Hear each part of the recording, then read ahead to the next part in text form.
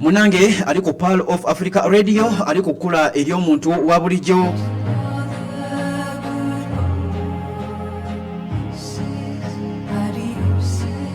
Munzikirize ntandikireko munda mu ggwanga erya Turkey. Kuba wengenda mu Iran wali Middle East tuyinza obutavaawo. Ati waliwo n'agava munda mu ggwanga erya Russia, tulengera kagava munda mu ggwanga erya North Korea Kim Jong-un naye ayina ebyokulwanyisa byasindisa ebirala. Abisindikidde ani? Ali ku Pearl of Africa Radio. Turkey, Erdogan, Tayyip, bano bamaze ebbanga buli omu azala wa munne. Buli omu azala wa munne. Jukira Benjamin ye mu bwongo bwe amanyi era Middle East agamba nti ye kabaka taagana muntu yenna amuddamu kigambo na kimu. Kati waliwo amawanga abiri, eggwanga erya Iran tulabawo n'eggwanga erya Turkey. Gano go gaganyo genda mu nkwawa, gano gaganyo genda mu nkowa za Isirayiri. Abasigadde abasinga bagenzeemu era bakolera Benjamin byayagala owa Isirayiri. Bano abakulu b'e Turkey n'aba Iran baganye. Era Turkey abakubanga tali mu BRICS bandi badde naye bamulivula dda. Baani? Abasajja b'eggwanga eri Amerika. Era naye omulaba ng'agenda mpola mpola, yatuuka ne kaseera nabagamba nange nabakoowa oba mungoba mu BRICS mungobeemu. Nga bafuna butakanya n'eggwanga eri Amerika. Abagamba nabakoowa bannange. BRICS ndi reddo ndi mweteefuteefu okuvaamu, ate bano bamwetaagamu kubanga y'omu ku balinamu amagye amangi mu BRICS. Kati aliko okulala omuntu wa bulijjo bano bafuna obutakkaanya, balina enkwe zaabwe. Era Tayyip omulengedde mu bantu batabeerawo, Tayyip tabeererawo muntu mu Middle East awo. Era Iran ye mumanyi. Kyova olaba nga Iran Turkey tiyamala na biseera bingi nnyo kuzoganya Iran kubanga amanyi alina obusungu tamubeereddeewo. Newe Saddam Hussein we yalumba eggwanga lya Iran ono teyajja, ate nga amaanyi era kuva dda yali agalina ono w'eggwanga lya Turkey yasirika busirisi. Babadde balumba eggwanga erya Iran emabega wali nga Turkey asobola okugamba Amerika nti owaayi zikiza akasajja kaleke. Talina kyayogedde.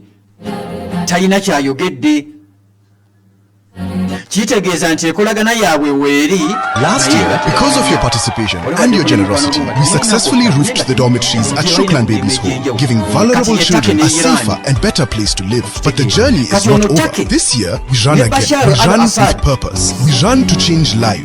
Join us for the annual Muslim Run 2026 under the theme, Running to Build the Administration Block at Shukran Babies Home. Mark the date, September 20th, 2026, Cricket Oval, Lugogo, starting at 6:30 a.m. Come as an individual, family, school, mosque or corporate team. Kits go for 30,000 Ugandan shillings and 25,000 with KFC receipt. Kits are available at the following mosques: Wandegea, Kibuli, Old Kampala, Nakasero and Park Nkade Mall. Sponsored by KFC, Everyday Biscuits, Yokuku, Pride Bank, Pepsi, New Vision, Reynolds, UMC Victoria Hospital, Mocha Apeta, Shakifa Tours, Pearl FM, CBS. Call 0703 887 117. Annual Muslim Run 2026. Run for Shukran Babies Home Administration Block. Yagamba sina gatambala kasajja nkamanyi. Era nga we baakikola munda mu ggwanga erya Syria nga bagenda okwesoggayo Isirayiri, Turkey, Amerika. Amawanga asatu geegatta ne gagenda munda mu ggwanga erya Syria ne gajjako Bashar al-Assad. Wabula Russia emuwoninga emulabula etuuka akaseera ne mugamba weginaawunya ennyo dduka ojje. Era baamuddusa nakugamba nti yaddukira mu nnyonyi egambibwa okuba nti yali ya musajja wa ggwanga lya Russia. Ono Bashar al-Assad yalakkiririza nnyo era yali ayagala kuyingira BRICS. Zezimu ku nsonga ezamuggisaako yadde ng'ensonga nnyingi ez'essimba zezimu ku nsonga ezasindikiza bana basajja bamuggyeko nga bagamba kakati Iran wabanga yeesogga BRICS ne Syria naye yeesogga BRICS tuba tusigaza Middle East nti nedda ono tumuggyeko Bashar ye mwangu. BRICS mwemuli eggwanga erya Russia, eggwanga erya China, eggwanga lya South Africa n'eggwanga erya North Korea. Lwakubanga teryogerangako North Korea omumanyi yetamala googera bintu bye naye ng'omulaba bikolwa ali mu BRICS.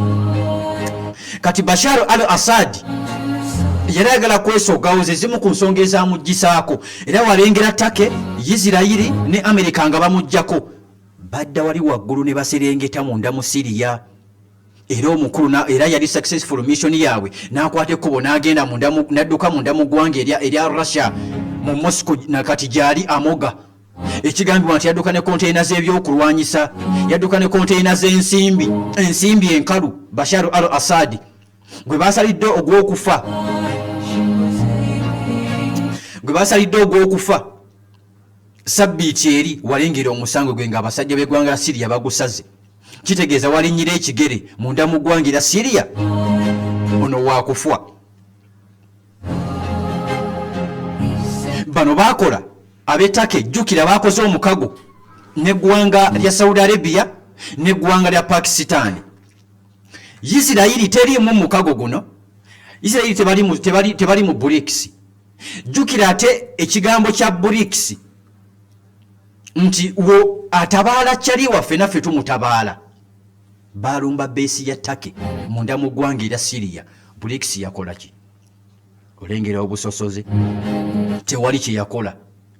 Benjamin tebamulumba ate nga ye yalumba beesi. Ekyokubiri baakoze omukago. Bano abasajja baakoze omukago ogubagatta. Benjamin yalumbye baakoze eki? Bano Saudi ne Pakistan balina kye baakoze nedda. Saudi bali mu kugitawaanya, abahuuthi bagitawaanya. Turkey nga tennavaayo. Guno omukago guno gunaabamu vibe guno. Gunaabamu vibe guno omukago bannange. Kakati obunkenke obw'amaanyi obuli awo tulinze kulaba kiki ekigenda okulaba nti ate munnange kiddako. Guno omukago gunaavaayo afuta. Omukago gwe walengedde ne mawulire gwe nakugambye anti walimba ntemye walimba nvaayo. Omukago gwe nakugambye ampuliriza nti baatuuse n'okuyita Irani. Nakugamba tuteekewo abiri. Guno omukago we batandika walengedde sabbiiti ewedde nga Trump agamba nti ngutaddemu sitampu ngukkiriza gye guli. Trump tasobola kwagaliza Irani kirungi. Kati walengedde ku Friday, Saturday, Sunday badde bitambula mawulire nti Irani bagiyise mu guno omukago. Irani ekyasirise ku nsonga eyo. Nakugamba we babanga mukago gwa ddala bayite Irani. Irani bagiyise. Irani yo enajja yamaze eddogweka enneenya abange bano abayise Irani ddala kituufu baamuyise bakakasa baamuyise oba baamuyise bakimanyi tasobola kuyingirawo. Kiringa mujja wana kuyita ku birthday tosobola kulinnyayo ng'akuyise kwejjako abantu baleme kwogera. Kati bano bayise Irani mu mukago kumwejjako. Oba tuli ffenna tulinze kulaba kiki ekiddako. Irani weegwesogera bweti ate manya Amerika eri giba giwunye ne Isirayiri giba giwunye wangi. Amerika bwagwesogga ogenda kuba mu byobufuzi bingi nnyo. Irani giba giwunye mu Amerika nanti ontabala nkutabaala. Kitegeeza Amerika tekyaddamu kulumba Irani. Bano bonna bajja kujja bagiyambeko. Abange nga tuva wali mu Turkey tugiviirako ddala ku Turkey mwali ku YouTube musobola okusindika messages ku Turkey ne Isirayiri nga tutunula ku comparingira ffe maanyi gaabwe ge balina olaba ki? Turkey ali mu BRICS, Isirayiri mukwano gwa Amerika ali mu BRICS. Kiki ekiddako? Kiki ekigenda okuddako? Naye Tayyip ono Erdogan jjukira bano beeri wala mu bantu abalina amaanyi. Akasajja akayitibwa ka Turkey kasembeze ku mwanjo yaddenga ne Benjamin naye amaanyi agalina. Kana akasajja kasembeze nako ku mwanjo ka Erdogan balwanira ggwanga lya Syria. Gye bagenda okulaba nti munange beekubira anaawangula yadde okulitwala. Anaawangula kubanga Jirani kati ali mu nkwawa zaabwe. Okitegeera kakitegeeza nti tulengere tujja kulengera ku BRICS ng'eri mu mukago guli tulengere ne NATO ng'ate eri mu mukago kiki ekinaddako okitegeera kubanga Turkey ali mu BRICS ali mu NATO Iran gye bayita eri mu BRICS kiki ekinaddako abasajja ani anaatwala ani okitegeera abange nammwe mujajinge mujja kumpa ku message awo mujja kumpa ku message awo abali ku YouTube Turkey ne Israel ani jolaba message njazisoma maaso awo kiza nsoke kutwaleko wakati nga kadde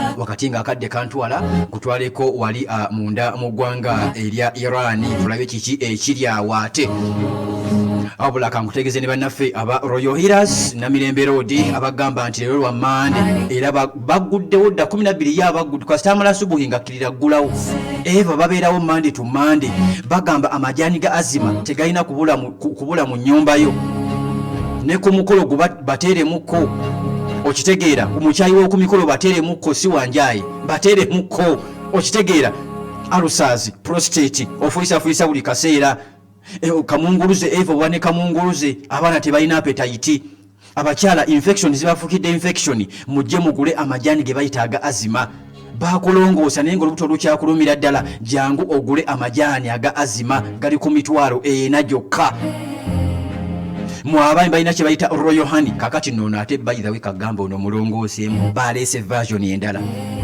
kasitola banga akoze discount omanya ina kaleeta katale kati Royal Honey stock empya atannaginywako atannanya ku stock ya Royal Honey eno ejaju yerimu n'akenjawulo alina akalungo ke yakwongereddemu togenda kweddamu kwejjusa Royal Honey mubisi onuuna munuune ebisigadde n'obirika balina kye bayita Royal Extra kano kagogola misuwa kava mu Tanzania bagamba nti kampola mpola kagogola emisuwa Royal Honey bagamba nti wa mitwalo 3 Royal Extra wa mitwalo 5 balina gye bayita Commando nako kakunyumyu ka kisenge k'abaami nako ka mitwalo 3 kakati bagamba nti otuukawo bagambe Magic Hub gamba ajati takia Magic Hub kyeki era yaliwa era akola biki ekyo kyama kyammwe bakasitoma bwe munaba mutuuseewo kakati mungeri emu endala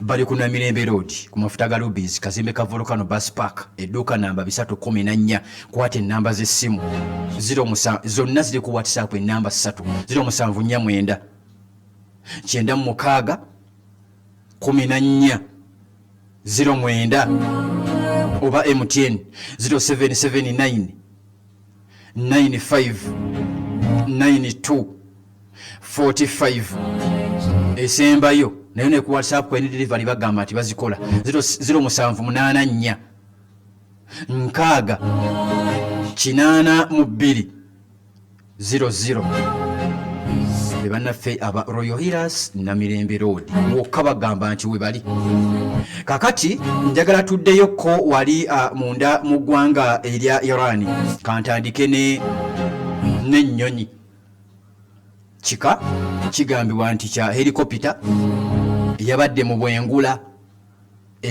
mu bwengula okumpi n'akagolomolo oliwo abeebuuza kagolomolo ke kaki ye Strait of Hormuz wali ku mazzi ga Iran Amerika geeyagala ke kagolomolo ndowooza mbazeemu bannange mwenna bulijjo abakyebuuza ke kagolomolo mu Luganda ennyonyi eyo yabuze wabula tewali yawaayiriza munne nti gwagirina neyagiwambi tanakuvayo kugamba nti nze njirina kumpi n'amazzi yabuze ebintu bakyali bange bigenda bitamamu yadde ng'olaba nti Amerika egenda eregezaamuko mu lutalo tekyalumba tekyateekawo nnyo obunkenke buli awo wabula bajjeno bagambye amagye gaabwe nti tekibagana kubeera ku standby n'omukulu mu nnanfuusi tomumanyi kati aliko okulala omuntu wabulejjo ennyonyi yabuze Amerika egamba ennyonyi yaffe tetugiraba tebanaba kuwayiriza ggwanga nalimu neera naye esirise ku nsonga eno si gwe gusoose waliwo neyabulako wali mu kulwana era Iran yavayo negamba nti eyo ffe twagikuba ku luno ekyasirise era ennyonyi era ginoonya asirike busirisi kubanga yabadde enoonyayo ki ebintu bitamye tubirabanga ebisiriseemu naye obunkenke abaliyo bye basobola obbokugamba tebamanyi Amerika kyazzaako kiriawo yadde nga agamba agenda kusuula ebyenfuna era tebamanyi na Iran yedifendinze kyenkana ki nakugambye sabiti ewedde nti Russia eyambako Iran ne China ne North Korea nagamba basajja ba North Korea basindikadde ebyokulwanyisa munda mu ggwanga erya Iran era gyebiri kakati wuliriza okulabula ne sekulabula okuva Islamic Republic of Iran wakati nga Abbas aragache ategeeza agamba nti waliwo amasimu agamukubira atulaze n'obujulizi Foreign Minister bubuno nze ndi mukubulaba Mr. Calls M2345 eza yawandikako mu simu yateekako Marco Rubio kigambibwa nti ne profile pic ye kwere ya WhatsApp kigambibwa nti ona amukubira amasimu mangi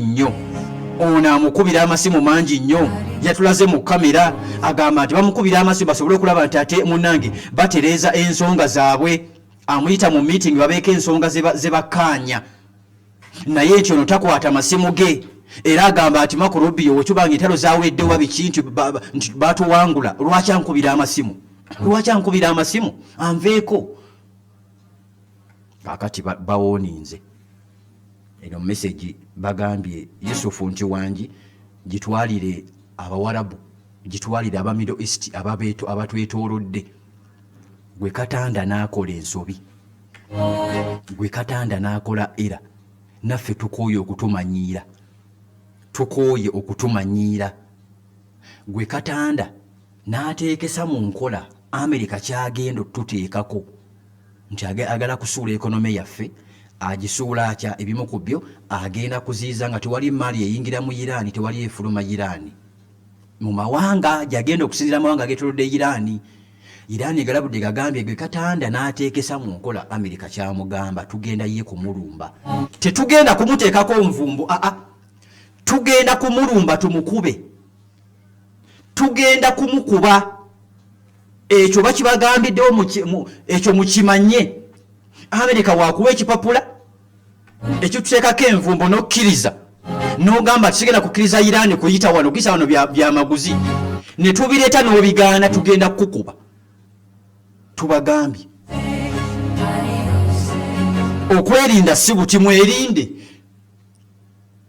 temugamba tetwabagamba fe aba Iran bigambo bya Iran bagamba okuliisa ebijanjalo empiso kuweddewo kati kaseera kabikolwa tukoze buli kimu offensive tugirwanyisiza defensive byonna tubikoze muganya okwira baganda baffe tugenda kubakuba wallahi tugenda kubakuba gwanga lya Iran omanyi UAE kyekoze kasitewulidde ekyo eddidde omafuta gaayo etaddeko keegi eno ya giraasi nti eriko protection against drones Iran yemugambye webale kwonoona ssente UAE ezimbye era abaliyo musobola olaba zikampani z'amafuta naddala ku z'amafuta kwatadde bo bulalaga kyabagambye nti but a successful missile strike could cause far more damage than a drone attack obanga oziyiziza zi drone tulina zi missiles